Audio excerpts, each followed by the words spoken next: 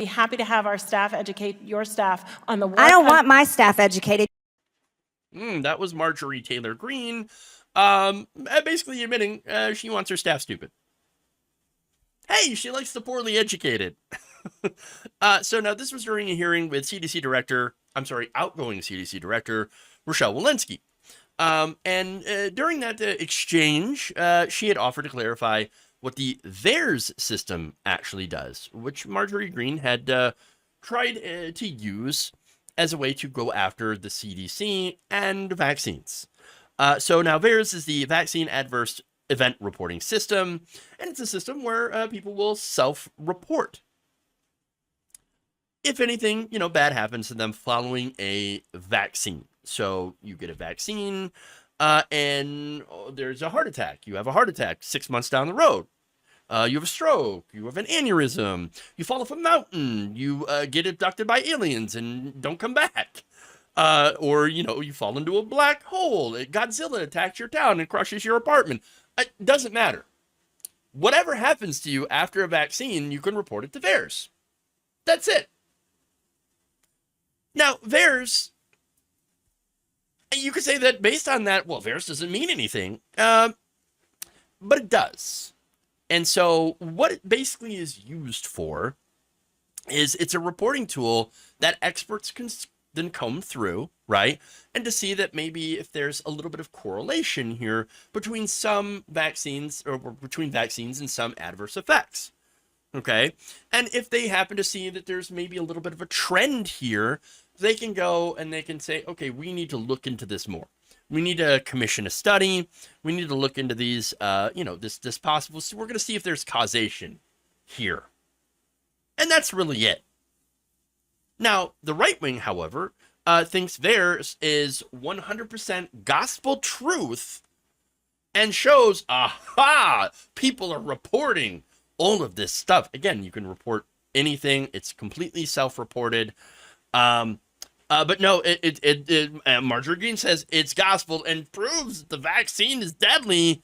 And so she uses the VAERS reporting system to push some anti-vax nonsense. Take a look. And in 2021, COVID-19 reports skyrocketed to number one at 728,829 reports. Second was the zoster shingles vaccine at just over 14,000. That's a massive number. And the numbers kept growing and growing and growing on the VAERS report. I'd also like to talk to you on behalf of all the pregnant women, not people, as you call them. To quote you on August 11th, 2021, CDC encourages all pregnant people, it's women, by the way, who are thinking about becoming pregnant and those breastfeeding to get vaccinated to protect themselves from COVID-19. This has also been ignored. The amount of miscarriages and stillbirths that increased drastically due to your advice to get vaccinated. Pregnant women again, not people. And then we could go on and on about the tragic stories of myocarditis and many other things. Okay, so look, obvious transphobia is obvious, all right? So immediately out of the gate, it's not people, it's women. Wait, are you saying women then are not people? Because I'm pretty sure they are. Women are people, and people can get pregnant, and women can get pregnant. Yes, I know. Both things can be true. But apparently she does not believe women are people or something. I don't know. She believes a lot of insane things.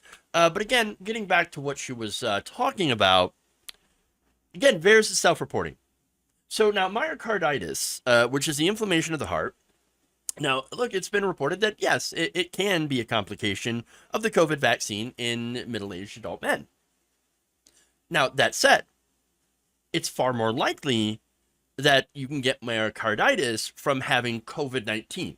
And in fact, the rates of getting myocarditis and having those issues is higher from getting COVID than you are from getting it from the vaccine. Do you understand? So it's actually better for you to get vaccinated than to get COVID-19. So, and that makes sense. That's reality. Okay, so now, She also brings up stillbirths. Ah, stillbirths. Oh, got him. Now, there was an increase in stillbirths. This is true. It's been recorded. Now, that happened to occur in patients who tested positive for COVID-19, not those who got the vaccine. According to a meta-analysis of 111 studies, which included more than 42,000 pregnant women, or pregnant people, whichever you prefer, found that COVID-19 significantly increased the risk of premature delivery, preeclampsia, neonatal death, maternal death, and stillbirth. Now, they also found, the risk of stillbirth among those with COVID-19 was nearly 2.4 times higher than for women without COVID-19. So basically, don't get COVID-19 if you get. Now, 16 studies had looked at COVID vaccination safety with respect to stillbirth. So this is the number that she's getting wildly incorrect. It found that none of those studies found an increased risk of stillbirth following the COVID-19 vaccine. So basically, there's a reason for that. It reduces the amount of stillbirths by protecting both mother and fetus against severe COVID-19 infection. That's the whole point. The whole point of a vaccine is to reduce the amount of severe reaction when you get infected with COVID-19. That's it. Yeah, severe reaction, severe illness, hospitalization, death. Getting vaccinated reduces the likelihood of those things happening.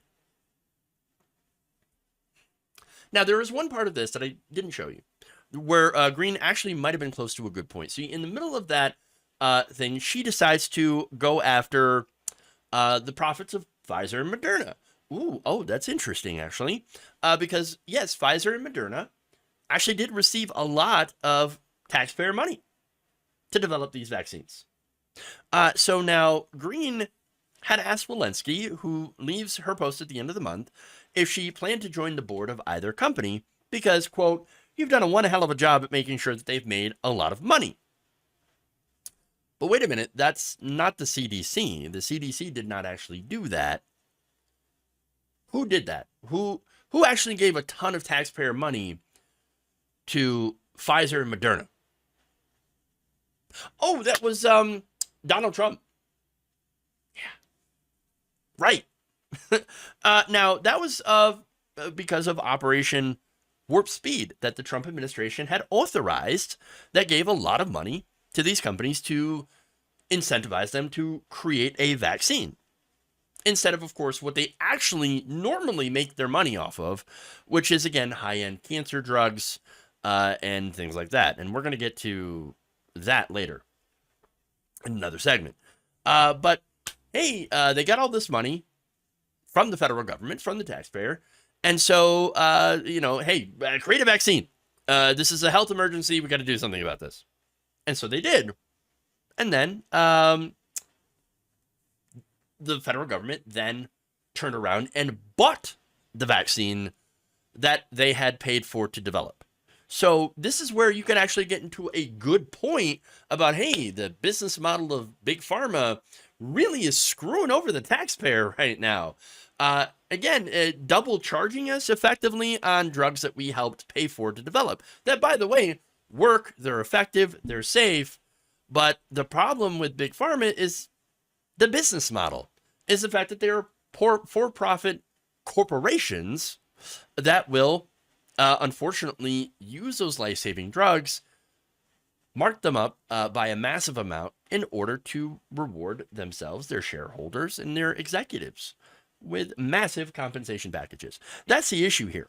Now, Marjorie Greene could have actually come to that point and said, whoa, we've got to really rein in pharma greed. This is really, really bad. This is harming so many people. This is, so much taxpayer money. The taxpayers are getting fleeced, double charged. And now, we have Pfizer coming out and saying, oh, we're going to, charge money now for the vaccine. $100 plus a dose. Why don't you do something about that? But they don't. And so, look, she missed the point on purpose. I think, about pharma profiteering from these life-saving drugs. Um, and she went straight into VAERS conspiracy theories, which, again, not a surprise. This is what she does. Look, if you want to go after Pfizer, you don't need a conspiracy to do it.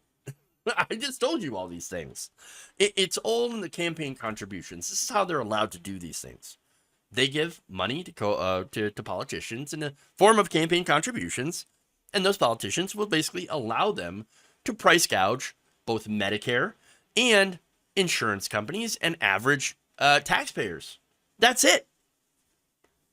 They charge them whatever they want for medications they need to survive. And again, they do this partly through patent trolling. They sit there and they get hundreds of patents for these drugs, and they make it so that there's no competition in the market.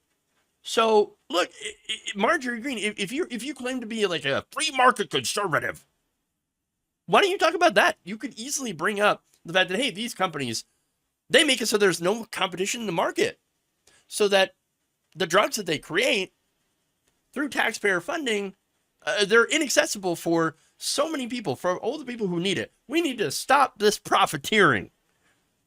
And instead, she goes, derp, vaccine bad, because that's who she is. Peachtree dish. This is not hard. But look, again, Marjorie Greene doesn't care about any of this. What she's doing is pretty clear. She's pandering to the anti-vax crowd.